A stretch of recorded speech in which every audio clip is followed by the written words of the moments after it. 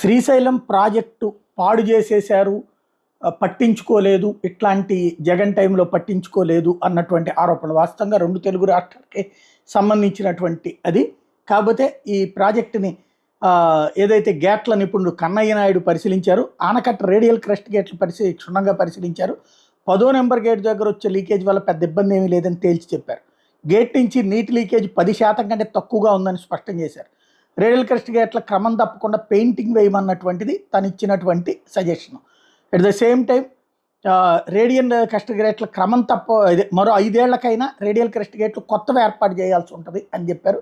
కొత్త గేట్లు ఏర్పాటు చేయకపోతే తుంగభద్ర పరిస్థితి ఎదురయ్యే ప్రమాదం ఉందని చెప్పారు.